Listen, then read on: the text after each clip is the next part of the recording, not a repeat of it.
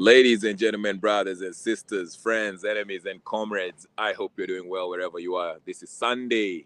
This is Kenya Revolutionary coming to you for another session, another quick session. Uh, a lot is happening in Kenya, ladies and gentlemen, brothers and sisters. We are going to touch briefly. Like I say, today I'll be very brief. I probably will be here less than 30 minutes, but hey, um, we'll talk about some things, some development, interesting developments in Kenya. If you're new here, you know this channel is about Kenyan politics and world politics as it relates to Kenya. So today we are going to just touch on the news that's happening in Kenya. The first major one is um, Albert Ojwang's death. Albert Ojwang's death. This was a young man who was a teacher, I believe, and also an influencer. You know, he was active in social media, and he was carrying out some investigations. He released some information, damning information about the police, which kind of shed light on how there's an elite group of police or a group of policemen who it went back to somebody called Chilangat. I forgot his name. The DIG. I don't know what DIG means, the acronym. I didn't do my homework on this. I was just reading this early in the morning, and I was reading it very quickly. I didn't get deep into it, so forgive me for not doing my homework. But he basically kind of exposed how the police are, the corruption within the police. So the reason why he's making news is because he was. It is reported that he was abducted on Saturday. I don't know if it was Saturday night or Saturday morning, but there were people who, DCI or whatever the case is, the police came in, and according to his friends, they came and abducted him from, I think he resides in Migori somewhere, and they took him, and he was taken to the police central station, where later on it was reported that he committed suicide in his jail cell. Nobody's buying this. We know how it goes. But we shall kind of look into it and what this means for this regime. Because, you know, there's some criminal activity that might happen, especially if it is found, if it is ascertained that it wasn't actually suicide, then this might not bode well with the majority of Kenyans and might not look good for Ruto's regime. So we'll delve into that a little bit. We'll just kind of try to see what this Albert Ojwang's story is about. Again, ladies and gentlemen, we'll speak about this guy and, you know, just tackle this issue of real people, influencers, people on X. You know, Musalia Mudavadi yesterday or today gave a statement saying that, you know, nowadays, if you're going to look for a job as a young man, you should be mindful, or you should worry about what you post on your social media, that your employer, your prospective employer might look at your social media handles, whether it's Facebook, X, or Instagram, or whatever the case is. They might look at it and see what you're posting there. So if you post something which is politically, you know, not something that your employer is happy with, that might be a disqualifying factor. Do you think that's fair, really? Let me know on the chat, and if you're going to watch this later on, please write on the chat and tell me about all these developments. Again, we are going to and also we are going to talk about Gachagua's campaign. He was in Mombasa, and you know, hi cousins, hi Makazo. This is a family matter, okay? Kenya Revolutionary here. This is a family matter for those of you who come here pretty much almost every time I come in. Principal Kaura, I see you. Thank you so much for joining. Please, the first order of business, as you know, ladies and gentlemen, is to like the video. And if this is your first time on this channel, we talk about Kenyan politics, or should I say Kenyan politics, and world politics as it relates to Kenya. So go ahead and subscribe if you haven't subscribed. Like the video, share, comment, do all the good stuff. If you're going to watch this on repeat, do the same. Martin Dagaru, sorry. Martin Dagaru, I've also seen you too. Even those so-called employers are tired of this government. Absolutely, absolutely. To me, listen, my view is this, a quick view on that. I think it's unfair. You can't just base you can base, you can't fire somebody or determine if they're qualified to do the job based on their political views on X or Instagram or what they posted. Okay, now if they are applying to become to be an executive of a manager in a restaurant, okay, um, in a restaurant which has a wonderful reputation, or become a deacon in a church, and they've been posting, salacious stuff on their ex, like Aoko, or just posting nude photos of themselves, then I can understand how that can be an issue. But if somebody's just posting their political views, you know, I, but again, uh, it's a very gray line, so to speak. I personally don't care. Like, I think your personal view, political view, is your view. That's your world view. That's how you see things. That should not be held against you when it comes to uh, determining whether you're qualified for a job or not. If I am an employer and I want to employ you to be, take a position in my company, the first thing I will look at is, are you qualified? Are you qualified for the position? Okay. What kind of experience do you have? Those are the things that I'll be looking at. Your political opinion on your X or on your Instagram, on your social media, that's none of my concern. Now, it might be a problem if I employ you, then you go say something about the company which is negative, then, or maybe I'm running a healthcare business and you're going to post pictures of the kind of residents or clients or patients that I do have in my facility, then that's that's a breach on the law. Okay, you are violating somebody's privacy. Okay, or if you're, posting pictures of you getting drunk in a club and you're naked and you're having sex on live TV or on a live stream, and then you come to my job, I mean, that does not reflect positively on my company. So that I would understand. But if it's just a political view, like Mudavadi, I think that's what's the basic complaint of this government, then yes, I don't think that should be an issue. Then we shall discuss Gachagua. Gachagua is on the campaign trail. Like I said, hi cousins. I hope you guys are doing well. That's the new say right now. Hi cousins. I hope you're doing well. Karibu sana. Anyway, thank you so much, Martin Ndagaru. Good point. You're making a point that even those so-called employees are tired of this government. Absolutely. Everyone is tired of Ruto's government. This is a failed government. By now, everyone knows this is a failed administration. This administration has failed flat on its foot, and they have no solutions. They are incapable of running this country. They're done. They're done. Okay, it's not economic sabotage. This guy had an opportunity to actually do the right thing. Arrest the corrupt people. Implement policies that can actually help people, a majority of people, to move up the social economic ladder, but they've failed to implement these things. Then we shall also talk about what's happening in Batuk in Laikipia County, I think. Is it a county in Laikipia, somewhere in Laikipia? Okay. The place that is known for mining. There's gold, there's cobalt, there's wonderful precious stones in Laikipia. But there's drama brewing there because there's a report that another British, for those of you who don't know, there's a military military camp. What do you call it? Military whatever, foreign military military camp. Let me just use the word camp because I'm looking for a specific word that it's escaping me right now.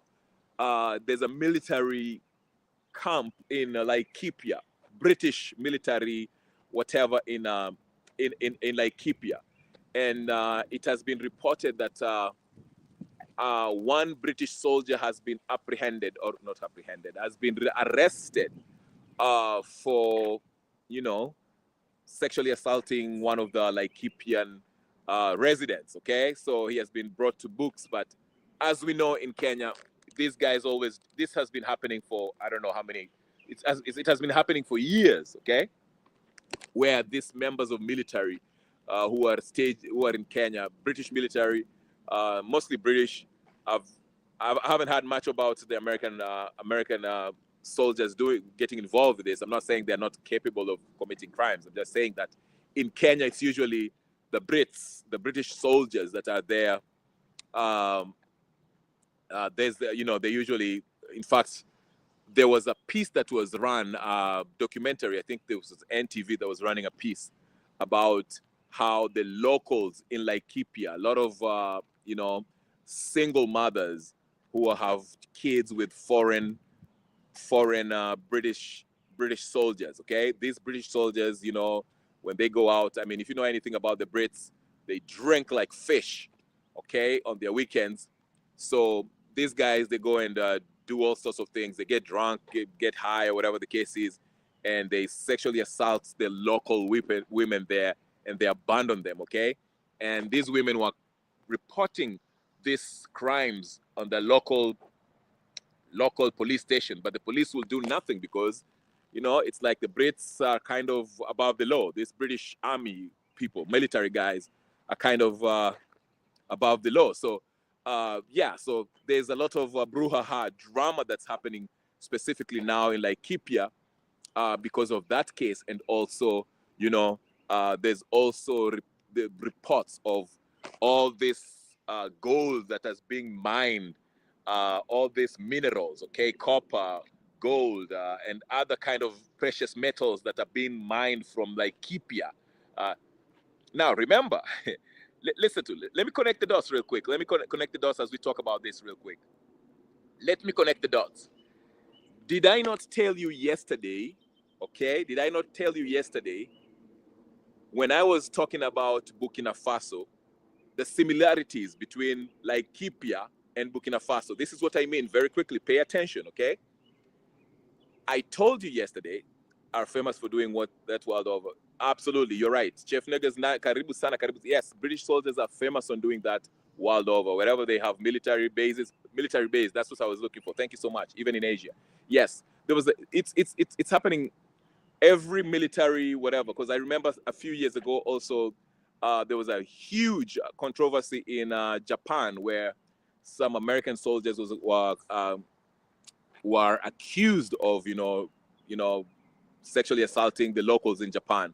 So every time we have like this military bases all over the world, whether it's British or American or French, whatever the case is, there's always cases of sexual assault, or because I think it was in 2000, early 2000s, there was a 15-year-old who was sexually assaulted in Okinawa, and the locals wanted the Americans to close that base. But the point I want to make about Laikipia right now is, listen to me. I want to draw some parallels between Laikipia and Burkina Faso. Now, in Burkina Faso, listen to me very carefully. In the minerals-rich areas of Burkina Faso, these were territories that were a no-go for any local Burkinabes. They were not allowed to go to those places because the French special forces who happened to be patrolling that area that was controlled by the so-called terrorists, okay? The local Burkinabes were not allowed to go to those territories, okay? But here's the funny thing.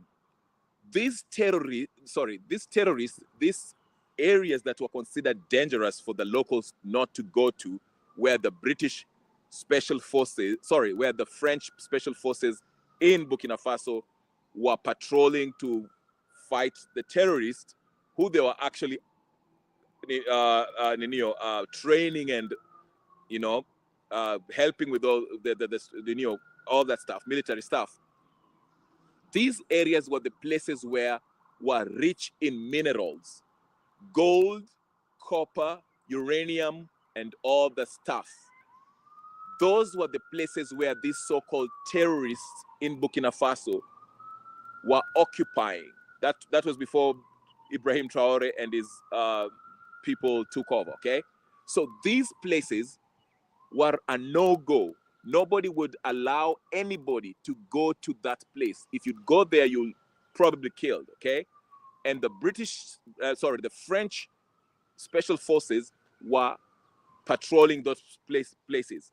And later on, when Ibrahim Traore took power, okay, and with the help of the Wagner group, you know, kicked out the French special forces, and destroyed and killed these terrorists and pushed them out, they discovered that these guys were actually, while they were basically protecting this rich mineral area. Okay, these places, the places, it's the same thing with Nigeria. If you hear about the Delta, on the north side of Nigeria, very rich in oil. What is happening up there? The Boko Haram is the biggest terrorist group, and they do not allow any local Nigerian. There's some places where local Nigerians cannot actually access. Okay, so this is what I'm trying to say just to connect it with Laikipia. Okay, don't you find it funny that when Ibrahim Traore, okay, took over, he found out that the French government, through their special forces, they were actually training these terrorists, because they were having control of the gold mines, the copper. And when the Burkina Faso, with the help of the Wagner group, which is a French mercenary group, they kicked out the French and they took control of these places. You know, they found out that the French was actually lying to them, telling them that, oh, we are here to maintain peace, and we are here to maintain power, to security. But they made sure that they cordoned the place off so the locals cannot see what was actually happening, which was the French were actually mining this gold illegally. Okay, so to go back to Laikipia, just to draw parallels between Burkina Faso and Laikipia. Laikipia is the same place. These reserves that you hear, the government tells you that these reserves, they are places that you cannot actually access as a local Kenyan. Okay, as the normal Kenya, you cannot access these places. They won't let you go in there. You know, even Hassan Joho, the minister of whatever, blue, whatever nonsense, minerals and all that stuff, they do not he cannot go up there. He can just, agree, make the deals or whatever the case is. So these reserves, like I said, these reserves in Laikipia, these places, a specific place, Batuk, whatever the case is, these are places that the locals in Laikipia cannot access. Okay, and this is where the British base is. Okay, don't you find it funny? And that's where the locals are reporting that every night, every day, 24/7, 365 days, or to make a year, 12 months, there are helicopters and aeroplanes that are flying off from Laikipia,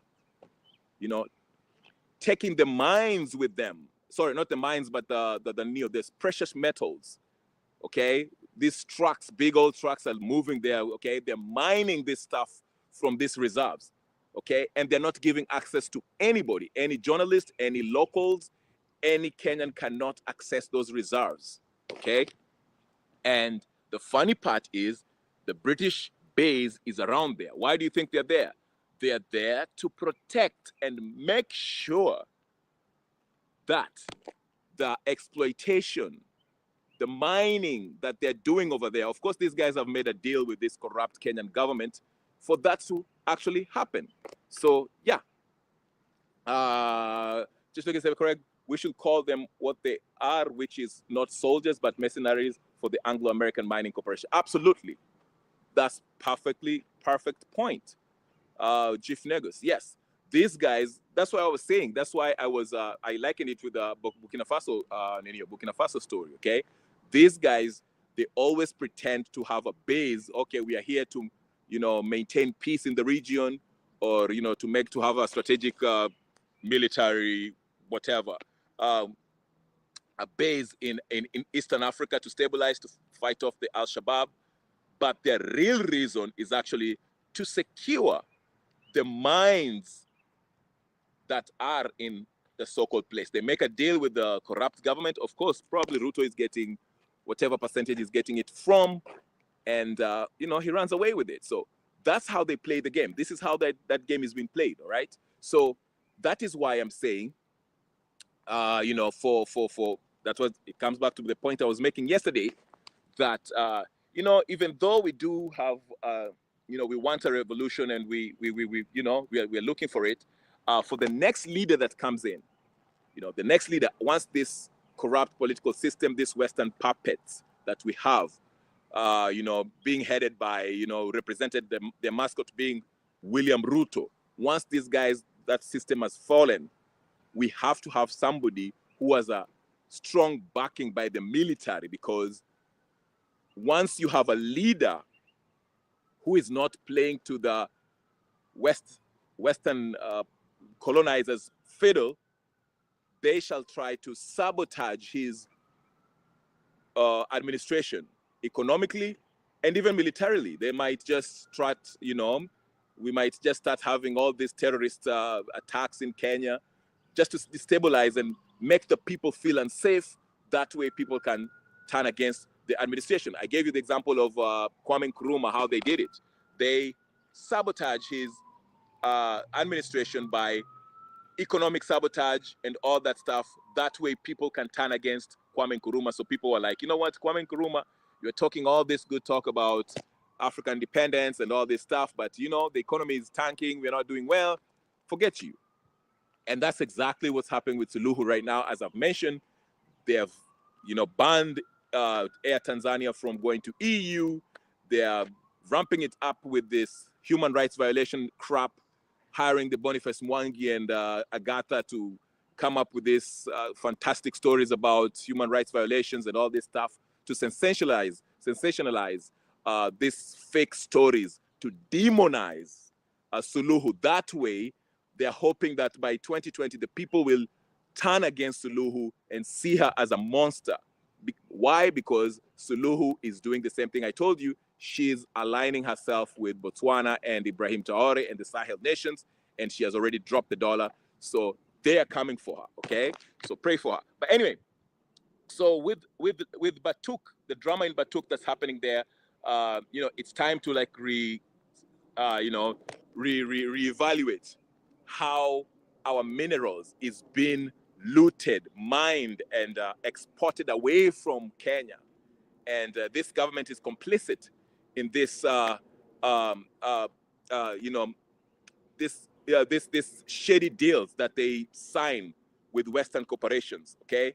Where the local Laikipians, or Kenyans for that matter, do not enjoy a penny coming from all this mine that, this precious stones that have been mined from the Kenyan soil, okay? So that is something that we should reevaluate. And the next leader after this Ruto and the whole political class fall, we shall renew. Yes. Did I receive an email I sent you on December last year? There's a bigger reason for, but no, I haven't received it. Can you like just send me one, resend it to me? I have to go look at it. I haven't said it, but thank you so much, Chief Negus. Vincent Sawe is saying, has Kenya defaulted? Last time I checked, I haven't had any report of, you mean defaulted on their debts? I haven't had any news about defaulting their debt. Listen, if Kenya defaults on their debt, if Kenya defaults on their debt, I'm telling you, Kenya itauzwa.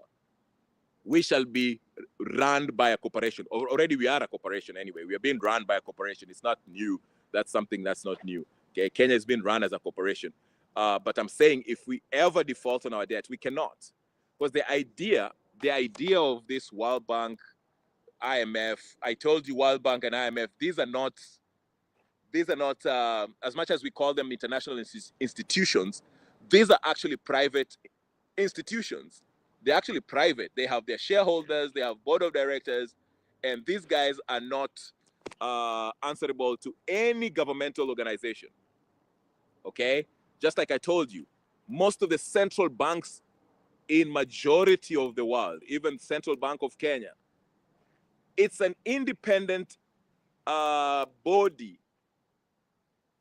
and the owners are probably foreign. Look it up. There's actually a whole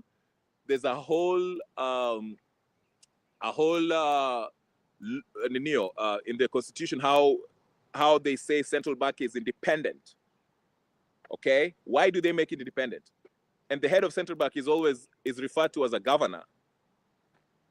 Remember Thuge? Thuge, I forgot his first name. Thuge. Okay, why do you think so? These are independent institutions. That's why the irony is the few countries in the world that do not have central banks are the ones that are being attacked, are being accused of being, violating human rights. For example, Russia. Russia does not have a central bank.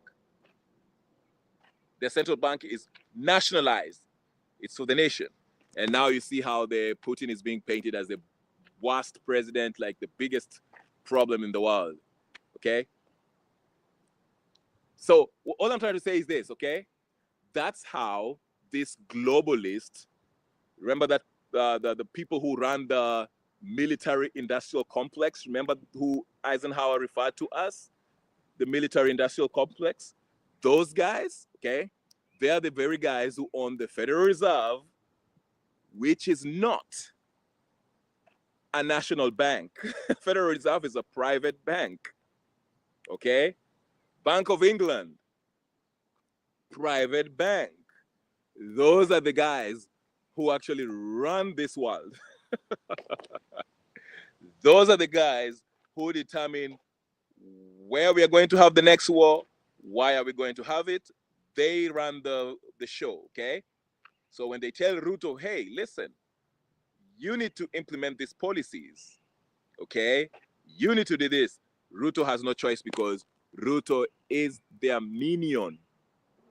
Hi, cousins. Shimaria. Karibu Shimaria.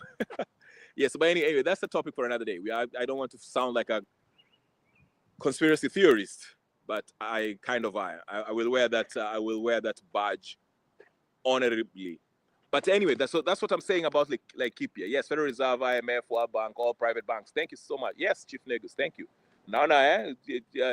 Chief Negus is an advanced class. He's an advanced class. Chief Negus there is yeah. Thank you so much. Tutaona makazo. But anyway, yeah. So anyway, let's get to with Batuk drama. I think it's about time. I think it's about time for the Kenyan people to demand that the British close down their military base and go back home. Same thing with the Americans. We don't need foreign military bases in our country. Okay? I mean, haven't you asked yourself, why don't we have a Kenyan military base in Spain, or Kenyan military base in England, or Kenyan military base in Germany? How do you think that will work out? Just waiting. Yes, I will read it. Please resend it to me, Nani, Chief Negus, if you could. Yeah. So, can you imagine that? Can you imagine a Burkina Faso military base in Washington or in Chicago or something? I mean, that's just an impossibility. I mean, it's something that will drive everybody crazy. So why is it so? So this is what I'm saying. The world is changing, and people are starting to ask questions, and these indigenous individual countries are standing up for their sovereignty. They're saying, hey, listen, after years of colonization, years of military, these foreign corporations and that are using these countries to impose their will on them, they're saying, hey, listen, we need to be independent. So that's what I'm saying. So as far as with the Batuk case, I think we need to reevaluate what's going on in there. I mean, we cannot have these foreign corporations mining and shipping out the precious minerals, precious metals from our soil, and the people are not getting anything out of it. Okay, I mean, what? It makes sense why they chose Hassan Joho, a non-freaking drug dealer, to be the minister of minerals and blue. I mean, the guy is dumb, daft. Okay, he's dense. They always choose the least capable, competent fellow to be the head of a very pivotal part of the government, okay, ministry, okay, like the blue whatever and minerals, maneno, CS for blue economy and minerals, okay, but they choose a criminal basically, okay, but like I told you, Hassan Joho is probably a CIA agent, okay, that guy is you cannot be a known drug dealer and become a CS of a country where you can move freely to different countries, including the US. That guy is a CIA agent through and through. I don't even need to see the paperwork. It just rings CIA all over. But hi, cousin. Hi, cousin. Erica, I see you.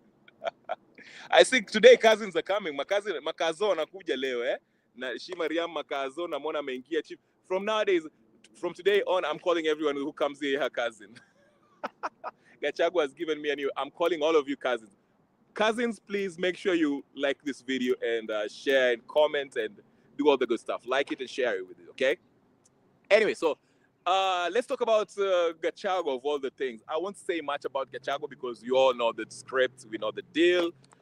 Then I'll close it up with Ojwang, Albert Ojwang, because this Ojwang story is also it's a serious one because this is a young man who was a teacher, from my understanding, and he just posted something and exposing how the police, I think the police chief Langat or whatever the case is, they had a group of police who are kind of, they know how to, they're making it, I think 100, did he say 100? This is according to the standard, 100 million per month or a day or something like that, how they want to swindle. So yeah, I'll close out with that. But the concentration on that story, I want us to just talk about the need for the protection of whistleblowers, journalists, influencers, and anyone who is really exposing the corruption that's happening in Kenya. People like that should be protected. We should not have, it's so obvious that this guy was killed in the police custody, but they're making it seem like it was suicide. I mean, what? I'll get to that. Let me talk about Gachagua before I finish with the Albert Ojwang's death, okay? Because this really got me, especially when I saw his dad. His dad was really broken after hearing the news that he was dead. I mean, I felt it. I felt his dad was like really, you could see the pain in his eyes. You couldn't deny that, okay? Now with Gachagua, let me just talk about Gachagua real quick. Hi, cousins. Yes, they chose Joho because they have a lot of that. Absolutely, you're right. Yes, absolutely. Chief Nugus, you are on point. Chief Nugus, where? No, hey, you're in an advanced class. I see that. Leverage on him, seeing a drug dealer, he is disposable. Absolutely. That's the same thing why Tinubu won as the president of Nigeria. Tinubu was actually in the 1970s when he was in America.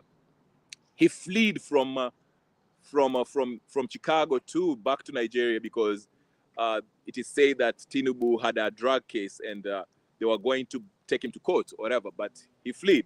So now that he became president, they're using that.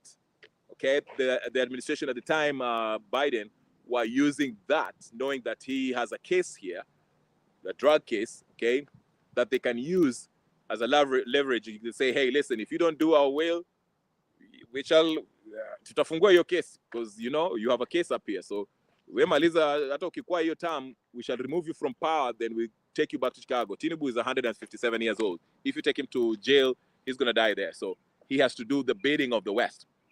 But let's get to Gachagua. Gachagua was in Coast Province. And hi, cousins. Oh, yeah, let's about to do the story. Oh, yeah? Okay. All right. Hi, cousins. So Gachagua is, he's on his campaign trail. He's talking his talk, exposing Ruto per se. But I've been saying this. Listen, guys. I've been saying this and I'll say it again. I won't dwell much on Gachagua because you already know where I stand with Gachagua. or if you don't, I will let you know. This is the same. This is a psyop. Okay. I usually say that Gachagua and Ruto are not enemies. Gachagua and Raila are not enemies. Gachagua and Kalonzo are not enemies. Gachagua and Oscar Sudi, who has been saying very messed up things about Gachagua, are not enemies. They're not. They are not. This whole back and forth between Wamunyoro and Oscar Sudi is for the crowd. It's for you, Nyinyi, the gullible, mnachezwa. Okay, because I always argue this. If Gachagua was really the enemy of the state, okay, listen to me. I'll say it one more time. If Gachagua was really Ruto's enemy, Ruto would have jailed Gachagua by now. Let me take you back. Let me run it back. For the people sitting at the back, I will say it back. Let me bring it back again. I mean, let's use an example. Remember when Uhuru Kenyatta basically made Matiang'i the vice president after he basically ostracized, made Ruto deputy president who was basically a secretary. Unakumbuka vile Uhuru Kenyatta made Matiang'i essentially the deputy president of Kenya, unconstitutionally, okay? Ruto was the deputy president of Kenya on paper, but Matiang'i was really the deputy president because he was coordinating them, every ministerial meeting, CS meetings, whatever the case is, governmental meetings, and all so forth. And you remember how Matiang'i was said to be mistreating Ruto. Remember all that stuff? Remember that stuff. Now, if the animosity was real, right, he made his Matiang'i the right man. If the animosity between these two was real, okay, and Ruto now being the president, the first order of business for Ruto would have been to jail Matiang'i, given the so-called humiliation that Ruto went through under Matiang'i's authority. Because remember, Matiang'i, under Uhuru's regime, Matiang'i in the hierarchical ladder was below Ruto. Okay? But Matiang'i humiliated Ruto in so many ways. For example, that day when Ruto was trying to go to Uganda, whatever the case is, and he stopped him. He made a call and stopped him in the airport, when his stuff was being thrown out of the State House in Mombasa. Okay? Stuff like that. So what I'm saying is this.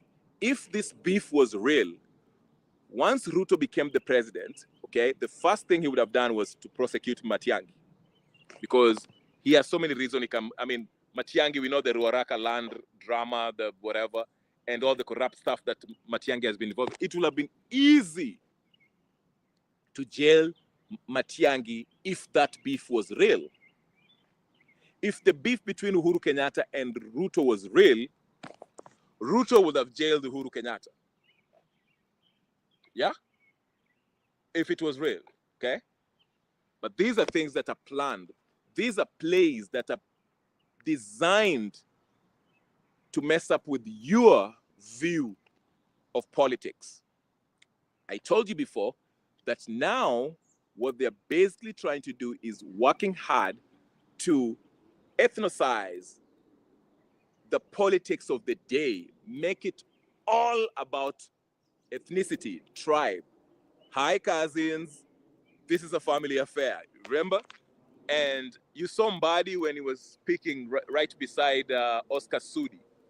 And Mbadi was saying, oh, Wajaluo sijui nini, hata sisi sijui nini. You see, Mbadi, who's somebody who never used to talk like that. Okay? Mbadi used to be in the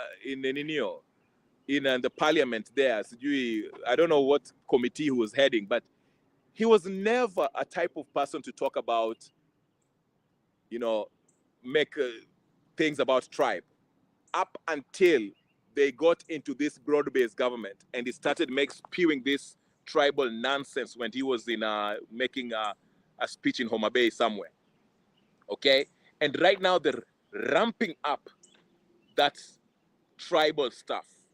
They are saying, oh, sisi, I don't know, ati mchapakazi, rais ni mchapakazi, I don't know what, just a bunch of nonsense, and saying, oh, sisi kama Wajaluo, sijui nini. He's even praising the Kalenjin.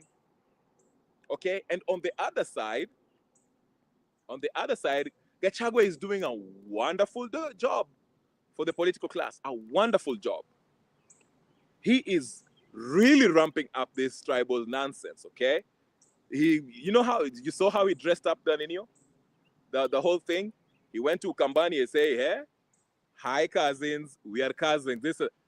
Listen, he is really good at this campaign, okay? The sad part of it is that it's actually detrimental. It is. I know some of you might come here and say, oh, this is just how the Kenyan politics are played. Don't worry about it. This is just how things go.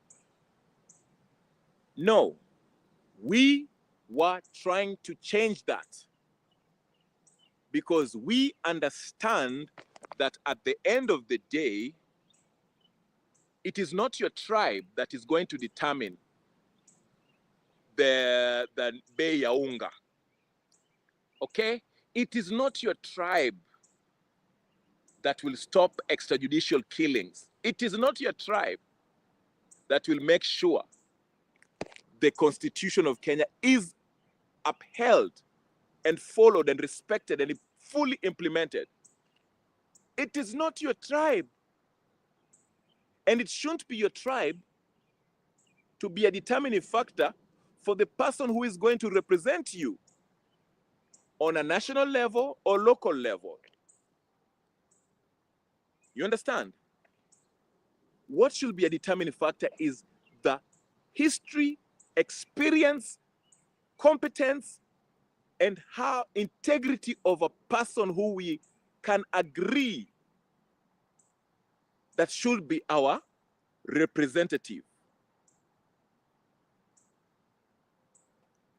But unfortunately, the political class that comprises of Gachagua, Mbadi, Raila, Ruto, Uhuru, Karua, Kalonzo, Wamalwa, Mudavadi, and the rest of these busybodies,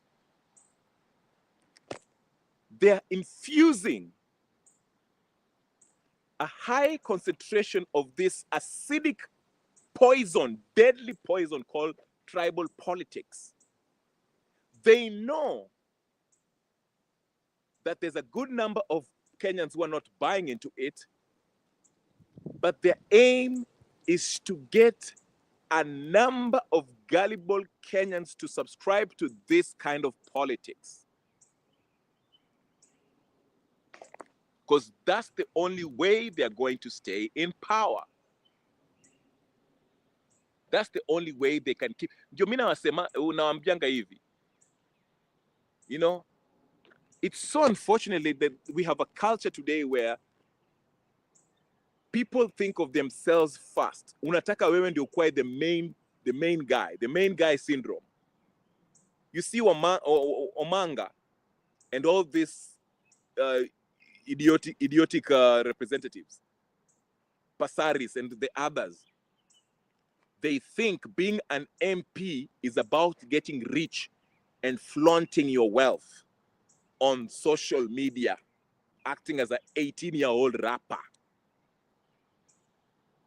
You see what I'm saying? Wanafikiri kukua MP, kukua representative ni kukua a celebrity. They like the fact that people come to them and ask for money. Uliona Oscar Sudi anapeana sijui 100 pikipiki 100 of them or whatever the case, and the cooking oil. I mean, how does that? That's a short-term usaidizi wa short time. What's the long-time goal? How can you make these people have jobs, good-paying jobs, healthcare, free healthcare, quality education that is free? These are long-term solutions that can help move majority of Kenyans up the social economic ladder. Giving somebody a piki does not improve their condition. It doesn't help them in the long term. Giving somebody cooking oil itaisha after wiki moja or 1 month or whatever the case is. But that's what they want to maintain, so that you can always look up to them as demigods. Anaeka picha ya Mercedes Benz ambaye mpya ambaye amenunua kutoka Dubai, whatever the case is, alafu nyinyi mna comment hapo, Omanga nitumie ya lunch. Omanga wewe ndio mwenyewe. Esther Pasari msupu. Umenunua Benz mpya. How does that help the people you represent on the long term? Alafu kienda huko mazishi unatoa sijui milioni moja to help with the mazishi. That does not help the people. And the only way they can maintain this kind of arrangement, this kind of lording over us, is to keep you poor and keep you with no education. They don't want to educate you. They don't want to give you health care that can help you. They want you to keep you stupid and impoverished. That way, you can always look up to them as gods. And they come and spray some little trinkets from their chunk change that they've stolen from you, the taxpayers, and give you shitty jobs while you clap when they post pictures of them in Dubai, post pictures of them in I don't know where, of their new latest Mercedes Benz or Bentley or whatever the case is, Ferraris. But the sad part is you're not, wewe asira ikupandi to the point where uende kwa street useme, hey, munasikia pesa imeibiwa kwa county. Then you say, that's what I mean. But just to wrap up on Gachagua, because I'm getting beside myself, the whole Gachagua thing is something that I've always talked about. They're ramping up the tribal nonsense politics. Your man unasikia hi cousins, because remember, go see what Kaluma said. He's talking about, oh, the Nilots have come together. Gachagua is saying, hi cousins, we Bantus, we are going to stay together. Wako chama moja called political class, the elite political class. And they're using you, Kabila, to divide you. Ndio msikuje pamoja kama Kenyans, as Gen Zs did, to remove this political class. Now, to finish with Albert Ojwang again, I just want to mention this. Albert Ojwang, it's a very unfortunate situation. Very unfortunate. And this should be looked at. Let me tell you something. I know there's very little hope in our judicial system, because even if a thorough investigation is done, and we basically kind of have an idea of who the culprit is, who's responsible for his death, and we might not find justice now, but we should document. Let nobody who has died in the hands of this regime, okay, and the so-called independent bodies that are supposed to protect Kenyans but are actually executing Kenyans,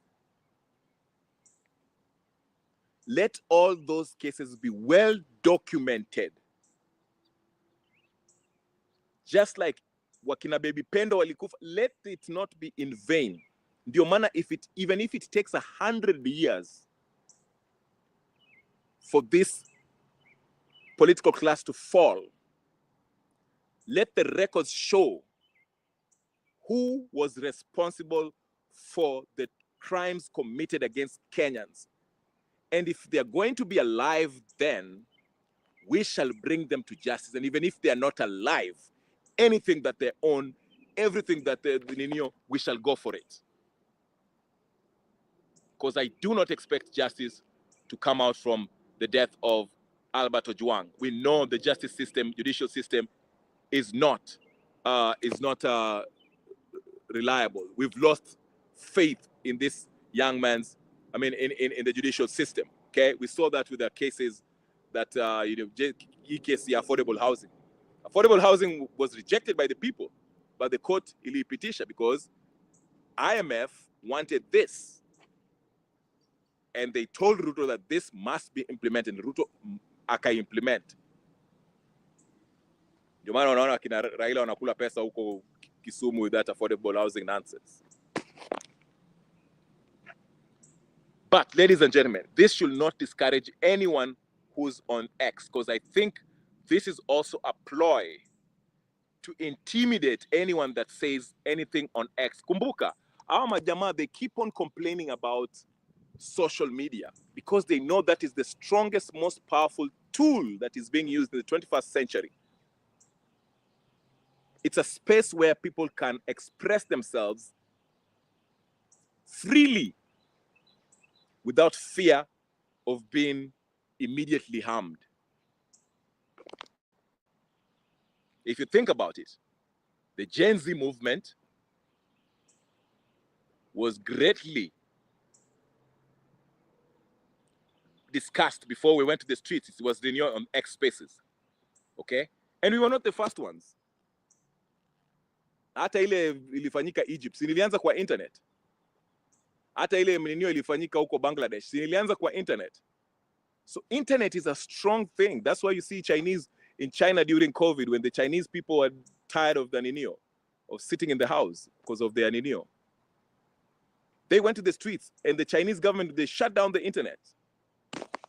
Because it's a very powerful tool, but it's a tool that must be used by the young folks to keep this government in check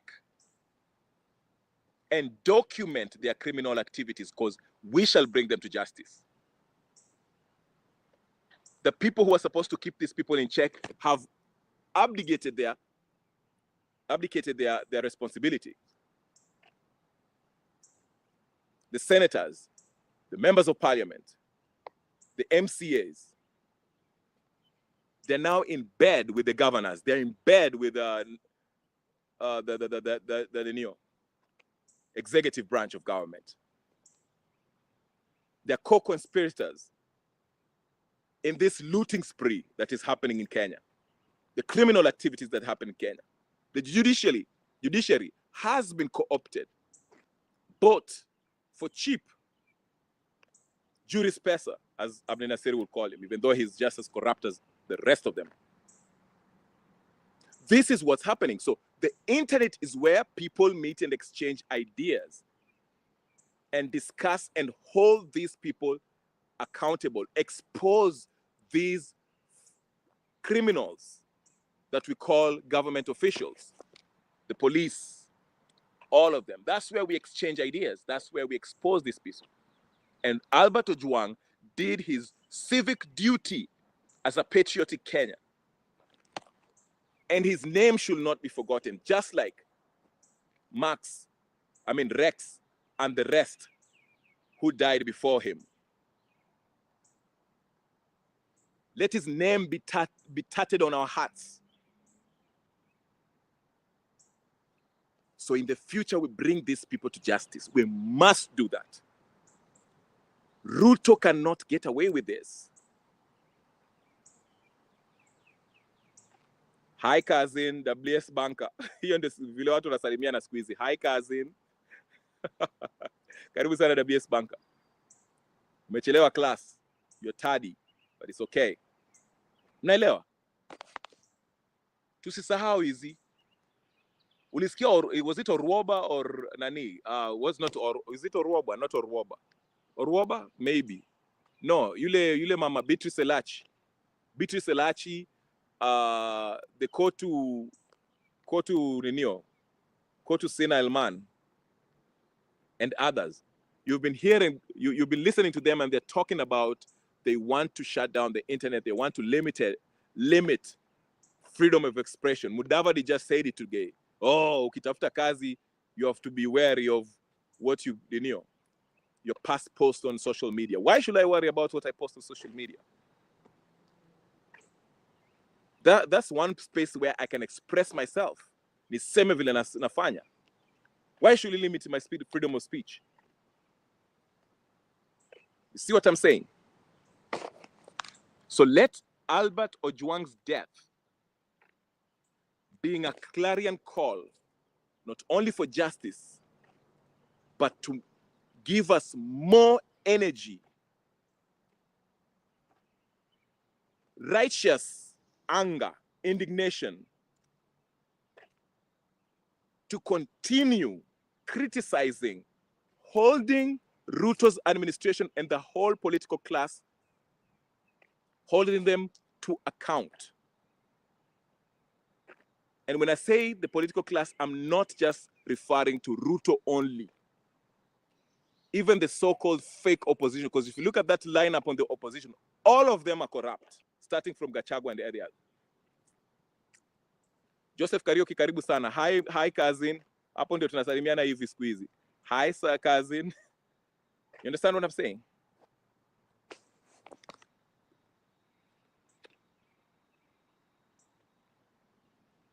So we shouldn't stop there. Hii kifo ya Albert Ojwang should be a stark reminder of the kind of government we have in Kenya. A rogue criminal enterprise masquerading as the executive branch of government. And yes, I'm putting this blame squarely on the executive branch of government because we do understand that the police force, which is supposed to be independent, ideally, as per the constitution, has been co-opted. They're acting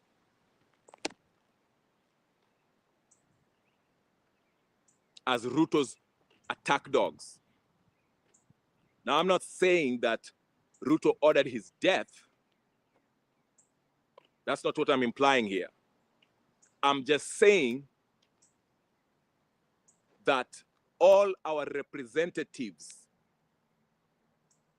the people who should be doing the oversight, looking into the death of Albert Ojwang and others. It doesn't stop with Albert Ojwang only. There are people before him who died who just nobody remembers. Mabella, you want the ring? I'll send you the link. Let me see if I can send the link. Actually, my thing is dying. So I don't know if you...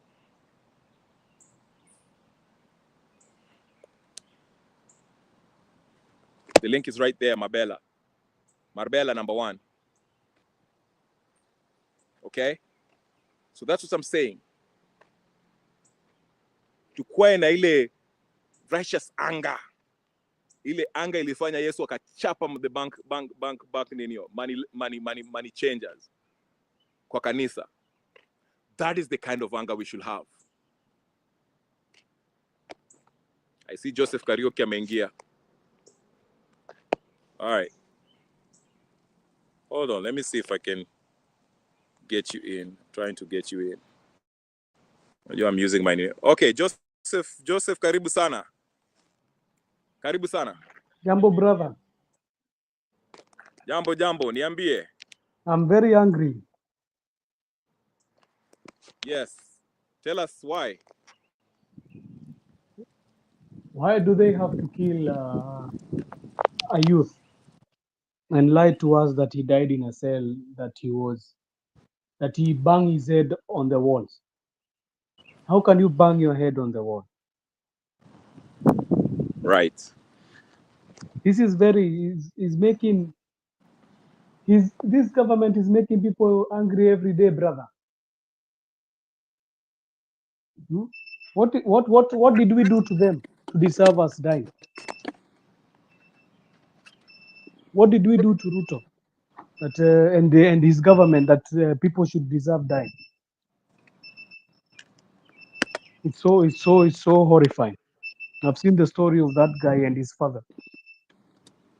Yes. So, did you find out why they killed him? Because it is said that he exposed the police force who are swindling money. I don't know, 100 million a day or something. Did you hear anything about that? Brother, this government is killing anybody anyhow. Even that lady they arrested because of the finance bill is a government that is so I don't know why they feel being criticized is a must that they must respond to everything. Have you ever seen a government which is very useless like this one? That if anybody criticizes you, is a must you're going to arrest that person. Is a must you're going to bring your own police to arrest the guy the youth and take them to prison. This is the first government I've seen they have this useless crap. How can you be abducting people because somebody is criticizing you? How many people have criticized you, brother? How many So people many. have criticized you in this life? How many people have abused you? How many people have told you not make it? Does that hinder you from going on?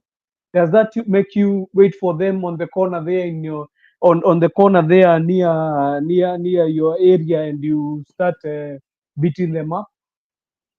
No. Is this what we have come to? That a country people are abducted and they are and kids are being killed because this guy is a youth. Yeah. Have we become another Uganda, or are we slipping down to anarchy and we don't know? Don't we have a constitution? And even the bodies which are tasked to do this thing, you will hear them speaking out. They're not helping anything. These bodies, useless bodies like IPOA and the sort of crap we have. What Yeah. is their work truly? What I see is that these governmental bodies that are supposed to actually investigate this atrocity, in their mind they think they work for Ruto instead of working independently to actually ascertain the truth. But you are right. I agree with you that we are heading to anarchy, total anarchy. Actually, I I'll be surprised if we even have a election next year or the 2007. Ama unaonaje? Mi hata sijui the way kunaendelea. I'm seeing even many people are going to die if we continue like this. We have not even entered to the most personal issues that are affecting our country. We have not touched on the finance bill. Imagine we are entering another finance bill this July. How many people do you expect the government is going to kill if they have started now? They are even intimidated by a lady going to create a website saying that the finance bill is bad. Yeah. They don't. I've never seen a government which is is criticized and they feel bad that even they want to harm everybody. How many governments are being criticized? I see even Donald Trump is being criticized by other people. Has he gone to Elon Musk and killed him? No. Or has he taken the people who are demonstrating? Because now in the US people are demonstrating. Have you seen anybody being killed? No. But I think us having a president like this, my friend, this is not even a human being. This is an animal. This is not a human being. And there is So no election, brother. Election, if we joke, there will be no election. yeah, If we because continue joking, there will not be election. Because this guy, even the way we are going, is like he does not want even to constitute the IEBC. mhm, There was cases in court. Why are the cases dragging? You are bringing even a brother to a person who is already has a conflict of interest to the body of IEBC. People are being even brought after. You're bringing people after they already have done the interviews. You are bringing your guys inside. Is this guy ready? He wants just to see bloodshed in Kenya, or what does he want? Because the bloodshed that has been the bloodshed that has been poured since this guy entered to power, my friend, this is not right. Is not right at all. yeah, because I think I don't know if it's the law. I'll find the part of the law which says that the IBC should be ready 2 years before elections. So by dragging this whole process, he might argue that IBC is not ready, so let's wait till 2035 so we can have election then. That's why they are dragging this process. But brother, let's not give them the chance. Let us not give these guys the chance. Let's utilize all the platforms, even if it is YouTube, if it is Facebook, if it is where, if it is in the streets. These guys, we should not give them a year to breathe, brother. These guys, we should not give them a leeway to breathe. We have given them a leeway to breathe. You see, after we gave them a leeway to breathe from the finance bill, after people stopped going to the streets, what have they been doing, brother? They have been adding salt to the injury. You see them, they're telling us we are going, I don't know, for this empowerment. We are going to the church to remove 20 million. The youths are hungry, they don't have work. These guys, are they serious with the future, my friend? Today I was reading about what they are saying about defaulting. Kenya might go to defaulting. Kenya might go to defaulting. The way we are going, even the shilling will be useless very soon. Mm. Because So this they, guy is not taking care of anything. He's just thinking about how he's going to loot and bring his brothers in. That's why you hear even he's saying he can give Matiang'i and Kalonzo 1 billion. This guy is not serious. He wants to buy everybody so that we can be silenced, all of us. so where does Gen Z in this? Where are they? I don't hear a lot of uh, voices, young voices like last year. Uh, what is their say? What do they say? Because I only see these members of the opposition, but I can't really personally. I can't count on this opposition because I see them as part of the problem. So, what are the Gen Zs like? Are they planning on going to a maandamano, popular revolution, or hiyo mambo tu iliisha hivyo? Brother, hiyo mambo ni kama iliisha hivyo. Wewe utakubali mtoto wako aende akaandamane na unajua anaweza kufa, na after kukufa hakuna kitu hao watoto walifanyiwa? What was done after they died? Walifanyiwa nini?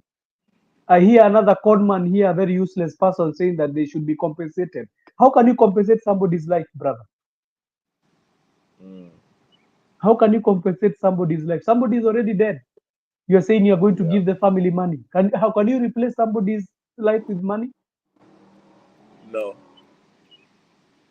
And then they are still there. Can you, I'm asking you a question. Can you let your brother or your sister go to those maandamano I mean, if they, if you because know what is going to happen? If you know the police are waiting for them to kill our kids, and these police, they are very stupid also. Their lives are just horrible. They are sleeping in round houses. Their pay slip is full of loans, brother. He's cutting their pay slips, but I don't know these guys if they are stupid. Me brother, kama ningekuwa polisi ningekuwa niliacha kitambo mimi. Kama hii ndio upuzi. Atunaambiwa tushinde ukifuata ati komanda tulichukua oath. Oath ndio kusema nini na ndio suffering. This guy is making everybody suffer. So you're taking an oath to kill yourself. Or what is the oath for?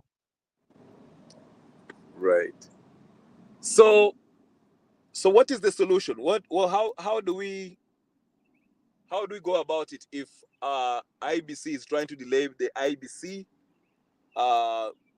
Maandamano ndio hiyo Gen Z ni kama imeisha wamekufa. In your view, what do you think Kenyans should do in order to get rid of this regime? Brother, for my view, I don't want to see other Kenyans die. What I can request Kenyans do, let us petition the international community and the international court.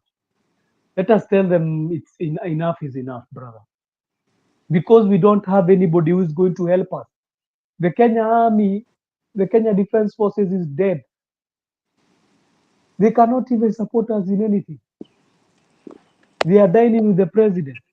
So what are we left with? The only route now we can use is using the international community. Us as people who are online, we need to use our voice to the international community. Hmm? Because even us, we are talking with you, brother, here. We don't know what will happen next. Maybe they'll come for us. Right. We need to start petitioning the international community. This is getting out of hand. That is why they are trying to limit control the internet. You had Beatrice Elachi and the others, even Musalia Mudavadi and others, because this is where it's happening. They don't want to have discussions like this. They don't want us to have discussions like this, how we can actually change Kenya. So anything that criticizes the government or any channel or any outlet, social media,